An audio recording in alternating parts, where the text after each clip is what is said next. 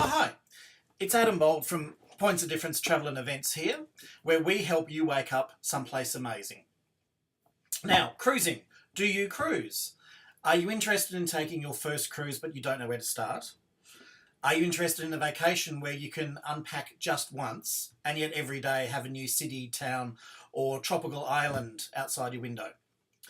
Cruising is one of the strongest growing sectors in the travel industry today. In 2017, 1.34 million Australians took a cruise. Just for comparison, in 2004, that number was just over 158,000. That's almost a ninefold increase in that time. The Australian market actually outsells the UK in some categories now. This is why more cruise ships are being built, with all major companies announcing new designs, new builds, and new itineraries every year. For the LGBT plus traveller, there's also recognition of the value of the gay market, with Celebrity Cruises, for example, celebrating the first official gay wedding afloat earlier this year, and them, along with Viking Cruises and Royal Caribbean, feature gay couples in their marketing. In addition, there are more gay cruises now around, from full ship charters on 5,500 passenger ships to smaller gay groups on board normal cruises, and even just meeting groups on board. The Friends of Dorothy catch-ups, as they're called. Today I have 5 things that you should know or decide when you're booking your first cruise, and this also includes, for the LGBT plus traveller, understanding the differences between an all-gay, gay group, or just a regular cruise. The 5 things you need to know before you book your first cruise. Number 1, budget. Number 2, do you want to go ocean or river? Number 3, what's the duration?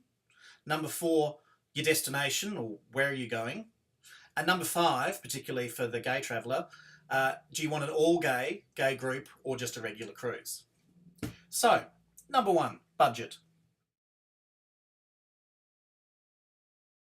As simple as it sounds, starting with your budget's an important step and can help you focus what sort of cruise and cruise line will be best suited to you.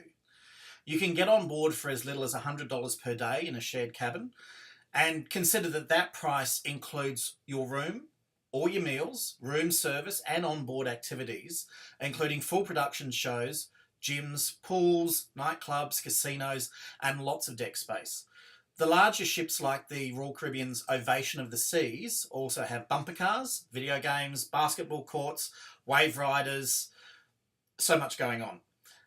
Some of the more technical activities on board, like the Wave Rider, for example, do have an additional charge, and you can also enjoy specialty dining experiences on board that are varied and as good at, if not better than, experiences on land. You do need to consider drinks packages.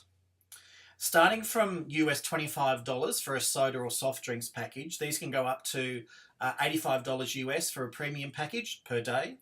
If you enjoy premium coffees in the morning, espresso, cappuccino, a few cocktails during the day by the pool, some sparkling water, and then a few wines for dinner, you should definitely be looking at a package. Number 2, ocean or river. These are very different experiences, as obvious as that sounds. River cruises are a more controlled experience from an environmental point of view, though the downside can be congestion at peak season, particularly in Europe, where a number of ships can dock at the same time or have to wait.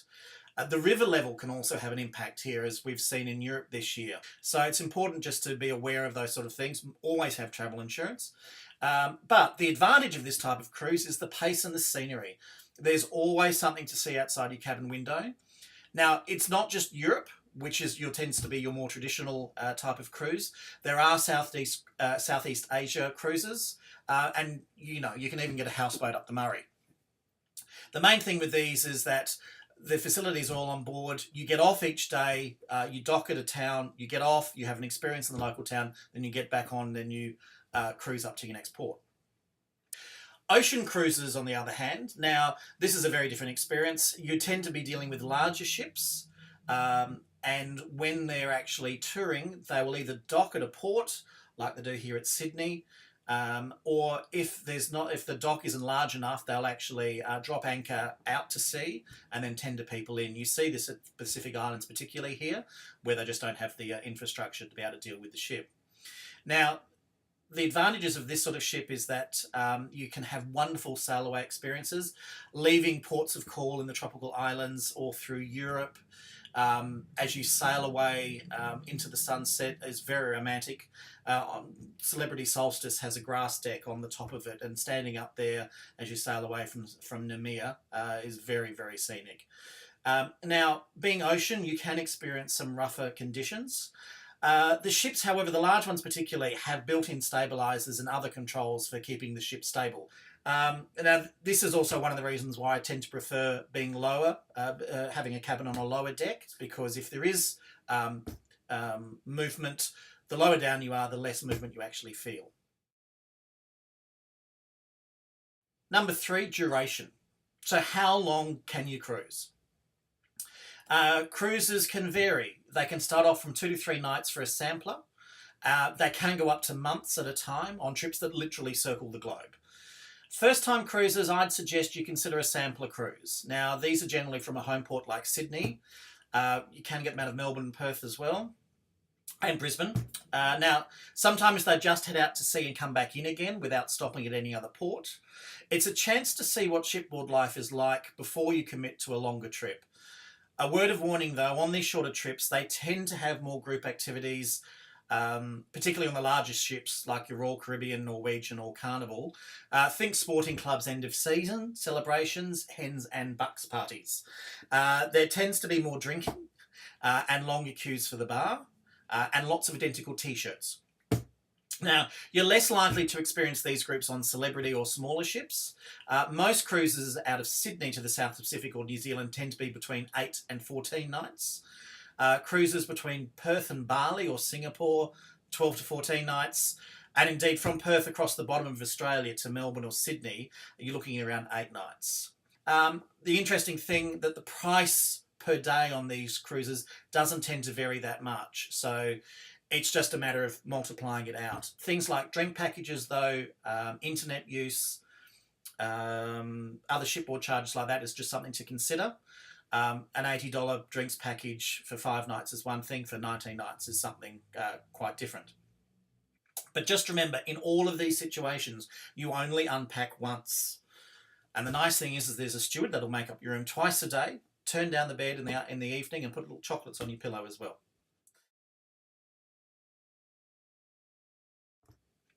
Is the journey or the destination important to you? For some people like myself, I love being on board the ship. I love the ship experience and everything that goes there. The ports of call don't make that much difference to me, particularly when I'm doing the South Pacific, because I've done that 3 or 4 times. So I know the islands. And when you've seen one beach, you've seen them all in a sense.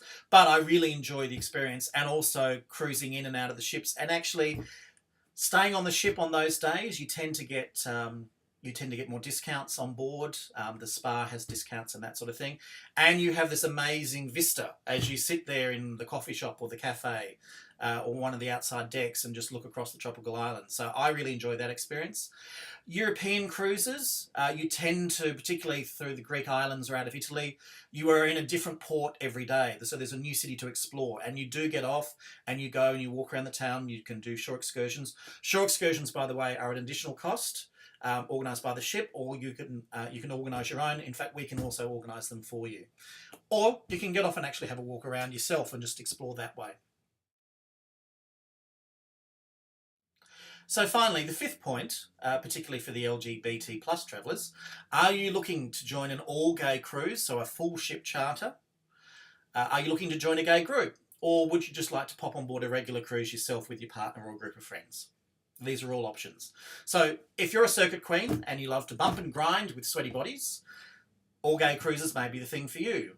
But perhaps the thought of 3,000 men in their Speedos drinking cocktails around a pool deck at 4 in the afternoon is just a bit too much for you, or your idea of hell.